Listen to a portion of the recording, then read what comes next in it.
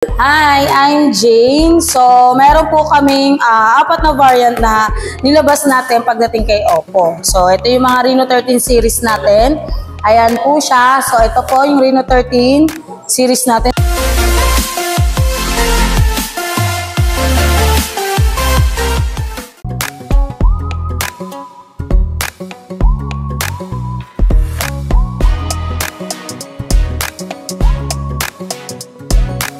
So, meron po kaming Reno 13 F5G. Ito po yung mga variant na nilabas natin kay F5G. 2299, yan po yung naka 256 na po. 2599, ito naman po yung 512 storage na. Then, ito naman po yung sumunod sa atin, Reno 13 5G. 3499, so naka 512 na rin siya. Tapos yung Reno 13 Pro, yun naman yung nakakahalaga naman siya ng 43,999. So ipapaliwanag po ng aking partner po kung ano po yung kinaganda ng ating Reno 13 series. Yan. Meron po tayong mga bagong features dito kay Reno 13, like po IP69 underwater photography. Siya po yung kauna-unahang Reno po na ginamitan ng IP69. Na maaari po natin siyang ibaba sa tubig ng hanggang 2 meters hanggang 30 minutes po yung pinaganda natin. Paano po natin siyang i-navigate? Yan po, una po pupunta tayo sa camera. And then po hanapin natin si more, hanapin po natin yung underwater na features. Yan, pag kukuha po tayo ng pictures, pipindutin po natin yung higher volume. Like po niyan. Tapos sa videos naman po, lower volume naman po. Yan po yung sample. Tapos pag gusto naman po natin siyang i-end or tapusin yung video, pipindutin natin yung power button i-press natin siya ng 3 seconds. Tapos automatic na rin magdi-drain yung pinaka-tubig niya sa loob na pumasok dun sa mismong speaker. Expel niya? Yes po, dinidrain niya na automatic. Yung dalawang kulay natin, yung may butterfly design, yung plum white at plum purple, yan lang po yung meron. Tapos yung black naman po natin, tsaka itong blue, wala po siyang butterfly design. Ganito lang po yung pinakakulay. Para siyang iPhone na design. Ayun, ang kaganda naman po sa butterfly design, siya naman din yung pinakaunahang Reno phone na ginamitan ng naka-blend po ng natural butterfly shadow design. Yun po yung kauna-unahang naka-modern style shadow design. Yun, pangat naman po natin yung AI editor. Yun sa AI editor po, marami po tayo dito edit like po ng The Portrait Expert. The Portrait. Yan, itatry po natin, gagamitin po natin yung AI editor po. So, yan, pupunta lang po tayo sa edit yan. Pag makikita po natin yung AI editor, yan, meron po tayong 4 po dito na gagamitan. Like po, una po yung AI Enhancer Clarity. Kailangan computer. Yan, sa AI Enhancer Clarity, automatic po, ini-enhance niya po yung subject po na kinukuha natin. Tapos, meron tayong AI Eraser 2.0. Yan po, automatic naman binubura yung mga tao sa likod. Just one click, yan po. Meron tayong remove people. Tapos, AI Unblur po. Yung mga blur po natin na photos, yan po, pinapaganda niya na po. Hindi mo na kailangan i-share kung gusto mo tagalin kung saan yun ang alis. Kung saan na po, ayan, nag-generate sa AI Eraser. So, yes po. Ang AI Eraser natin kasi na 2.0, sir, ginagamit natin within dapat may data connection tayo. So, for example, sir, nag-capture tayo. Ayan. Naka-connect naman siya. So, for example po, ayan, sir. Picturean ko kayo. Ayan. Then, AI Eraser po, punta lang tayo kay Photos. Sa Photos po, ayan, Photos. Then, syempre po, punta tayo ng Edit. Pagpunta natin ng edit po, sir, punta tayo ng AI editor. So, sa AI editor, ito po yung mga kasama niya pagdating kay AI editor. So, may AI Eraser 2.0 tayo, sir, which is pwede na kayo magbura ng photo bomber. For example, sir, si Angelo po, pwede mong i-remove people yung So, wala pong medyo mahina internet connection natin, pwede mo naman siyang bilugan din, sir. Okay. Yes po, meron tayong, ayan, nag-failed po siya, medyo mahina talaga yung connection kasi data lang po ang ginagamit ko ngayon. Then, syempre, meron din tayong enhanced clarity po. So, which is, ito po yung mas pina-enhance yung photos natin. So, mas, kumbaga, clarification po, kumbaga, mas pinalinaw niya po. Yes. Then, yun po, unblur. Ayan. Under po, explain po ng partner ko. Ayan, sa unlearn man po natin, baka may mga photos po tayo ng mga blurred. Ayan po, automatic pong inaayos niya gamit yung AI. Unblur. Ayan, tapos, ayan, tapos yung pang-apat naman po natin yung AI reflection remover. Ayan, baka kumuha tayo ng mga pictures, ayan, marami po mga reflections galing sa mga ilaw, o mga shadows po, automatic niya rin tinatanggal yung mga reflection nun. In just one click, gine-generate niya na automatic. Andyan. Explain ko po ulit yung additional po pagdating kay... Ito po yung bago ngayon kay AI Editor, yung tinatawag natin na AI Reflection Remover. So, ibig sabihin po ng Reflection Remover, kahit mag-take po kayo within sa glass, so, di ba, nagkakaroon tayo ng reflection pagdating sa glass. So, pwede niyang i-remove po yun within sa glass. Yes, yun po. Yes, para siyang Find X8 natin. So, yes, totoo po. Ayun yung mga latest natin pagdating kay AI Editor na kinuha po ngayon ni Reno 13 series. So, syempre, pagdating naman po sa camera natin, hindi rin po papatalo. Syempre, meron din tayong portrait expert.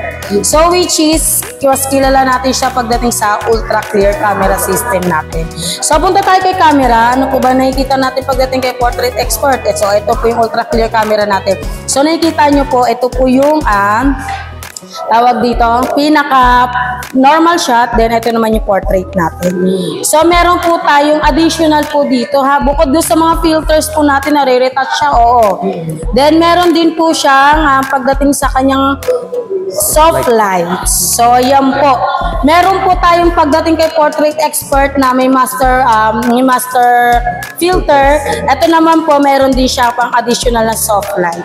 So ayan po, nakikita nyo naman pagdating sa kanyang filter. Ayan. Then, syempre, meron din po itong A-Live Photo. Ano po ba yung A-Live Photo ngayon? May additional po tayo ngayon. So, naririnig nyo naman siguro itong A-Live Photo within sa iPhone, di ba? May iPhone din. Meron din po tayo kay Android. So, ito po yung kaunahang ng Reno 13 series natin na may A-Live Photo na po. So, pagdating po kay A-Live Photo natin po, ayan, punta lang po tayo sa pinaka-normal na camera. Then, pwede mo siyang i-drag. Ayan, pwede mo siyang i-drag. So, for example po, nag-captured ako. Ayan, nag-captured ako. Then, punta tayo kay Photos. So, si Photos po, punta tayo kay Photos. Ayan. For example, yan. Ito yung A-Live Photo. Pipindutin nyo si A-Live Photo. Then, magpipicture po kayo. Then, pagpunta po ng picture, ayan. Pwede mong gamitin to. Ito, pero diretso na siya sa A-Live Photo. Ayan, nagkaka-A-Live Photo siya. Ayan, nagalaw siya, di ba, sir? Ayan. Tapos, pwede rin siyang i-ano mo, sir? I-ganyan mo. Nagagalaw yan. Wow! Hindi lang siya, nagagalaw yan, sir. Drag mo lang siya. Yes, opo. Yun po yung tinatawag natin na live photo. So, kahit mag-capture kayo ng photo, so, pwede nyo pagalawin yung object ng natin, ng photos natin. So, pero kung mas madadalian kayo, punta na lang kayo mismo dito sa A-Live Photo natin. So, eto po yun, ito yung bilog na to. Ayan. So, kahit hindi mo na siya i-drag, meron naman siyang A-Live Photo na gagamitin natin para diretso at hindi na kayo mahirapan. Then, yun po, sa pa po, may additional siya. So, pwede rin siyang i-convert to, GIF. So, familiar po ba kayo sa GIF? Yun po. So, pwede siya i-convert to through GIF, yung mga ginagamit natin. Then, pwede siyang itawag dito, i-share sa iOS. So, within sa iPhone, yan pwede siya. Yes. Tapos, there may 3D party, na rin siya, platform na rin pagdating kay Reno 13 series natin. So, meron din para siyang additional po pagdating kay Reno 13 series natin po, sir, yung meron tayong tinatawag po na pakita po natin is itong AI Link Boost 2.0. Ayan. So, yun. AI Link Boost 2.0. So, Meron naman na ito kay Reno 11, kay Reno 12, pero kay Reno 13 kasi 2.0 na siya. So, ibig sabihin po, mas enhanced na po, mas naka-antenna yung power enhancement po tayo, di ba? So, pagdating po sa kanyang signal po natin kay Link Boost po, meron tayong tinatawag na 2.0 na siya. Then, mahilig po ba kayo sa games? Kung mahilig kayo sa games po, ayan, meron po tayong Link Boost na kung mahilig kayo sa pang-gaming phone, ayan, pwede natin gamitin dito yung Link Boost 2.0. So, ayan po, kung nag-games kayo.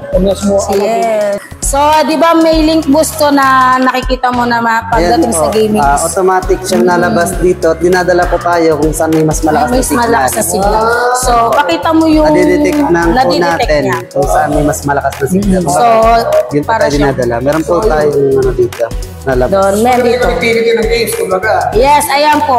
So, kailangan niya lang talaga na may data connection. Tapos, yun po, dito niya lalabas, dito niya hanapin yung mismong signal. So, kahit pa mag-games po kayo, for example po, nag-games tayo. So, yung mga weak signal po natin, nahanapin niya yung pinaka-malakas na signal. So, for example, nandito yung signal. Dito po siya yung, dito po yung syempre maglalaro yung mga naglalaro. So, yes, yun po. Tapos po, tawag dito, yun po yung pagka-Unique Boost natin, may iwasan yung lagging. Siyempre tayo, pag naglalaro tayo, mainit tayo. So, kailangan mabilis yung lalaruin natin. So, hahanapin niya yan. So, kung saan yung malakas na signal, doon siya pupwesto para lumabas yung lakas ng signal at yung very smooth yung paglalaro natin. So, yung po, ang kinaganda niya pagdating kay AI Link Boost 2.0 natin. Quick specs na, ano ang kanyang chipset and ang storage niya? So, syempre, yun na po yung explain natin sa... Siyempre po, pagdating kay 13F 5G, partner, halika rito partner. Ipakita mo yung chipset na ginamit ni Reno 13F 5G natin na dalawang variant. Hindi siya nakalagay dito. And sa Reno 13F 5G natin, yung processor po na ginamit sa kanya is Snapdragon 6 Gen 1. Dito naman po sa Reno 13 5G po natin is MediaTek Dimensity 8350. Ganon din si Yan po yung pinaka-processor. Ganon din si Prosing lang sila. Tapos storage niyan, ayan to, storage niya, 512 na po. Then, yun po yung sabi ko sa inyo, apat na variant po siya. So, si 3499 natin, naka 512. Siyempre, Android 15 na tayo. So, ColorOS 15 na po si Reno 13 series natin. Then, ganon din po si Reno 13 F5G natin. So, ito na po yung mga tawag ito. May mga price na po tayong nilabas pagdating kay Reno 13 series. Kung ano naman po, bago siyang latest ngayon natin. So, tawag dito, pre-order tayo ngayon. Yes, pre-order tayo ngayon. Pre-order natin is, starting na tayo. Kahapon, January 31. So, up to February 13. Then, yun po, ang claiming natin is February 14. So, ang makukuha natin which sa Reno 13 series natin is, ayan, so, Enco Buds 2 worth 1,999. Discount. Then, may additional po kayo na less pa po ng 1,000. Ayan. So, ito po yung Enco Buds 2 na makukuha natin. Ayan, pinapakita natin. Ito siya. Pwede na kami, magkatulog yan. So, original ano yan ni Oppo. Okay.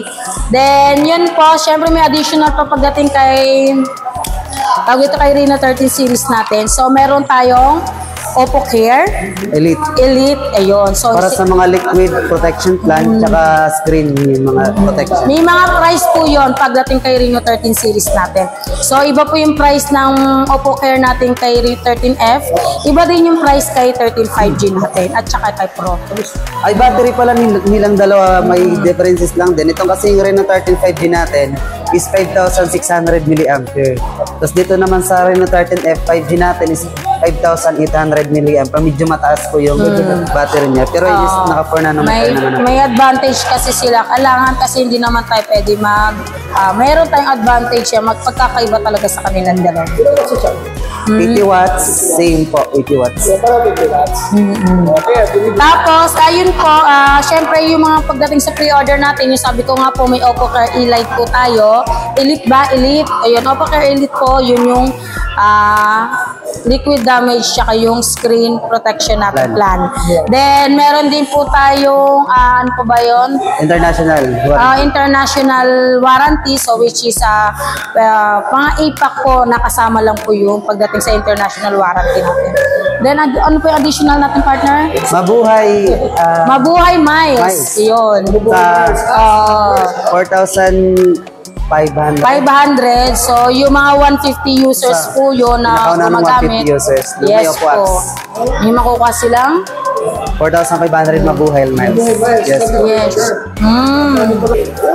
Then, yun po yung worth may tawag dito, yun yung mga makukuha natin pagdating kay Reno 13 series natin.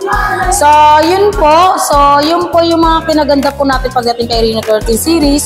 Underwater photography na po ito. So, ibig sabihin IP69 na. Then, yung ginamit natin design pagdating kay Reno 13 series po is naka-butterfly design na po. So, which is para siyang iPhone design. Pero, syempre, pagdating kay Android, mas maganda yung ginamit natin sa kanya. Dito po, nandito po kami ngayon, SM Rosario. So, pinapakalala ko po ang aming concept namin. So, po concept store. Siyempre, hindi po mawawala yung partner ko. So, si Angelo Canane, siya po yung aking partner ngayon. Then, I'm Mary Jane Catalier from SM Rosario, Cavite. Then, yung po, concept store, siyempre may multi-brand din po kami. Si Canane po, si Angelo Canane. Mobile World po. Pero yung previous to, pareho din. Same lang. Yes po, the same naman. Lahat po ng ngayon is parehas naman po, multi-brand to concept store natin. Yung credit card ba sa inyo? Ayun, ang credit card natin po, pasok din siya sa kayong credit, naka-zero interest tayo ha. Hindi lang po tayo pang cash, pang installment tayo. Lahat po is pwede siya. So, sa credit card natin, alam ko po is naka 12 months zero interest tayo. Sabahin nyo na nga pala, okay na. Okay na. Opo, salamat po. Angelo, talaga mo kayo wholesale ng mga total. Hindi tayo nakabenta na marami nito. Hanapin nyo na lang po kami. Thank you so much. Thank you so much po. God bless sa inyo. Mabuhay ako. Thank you po.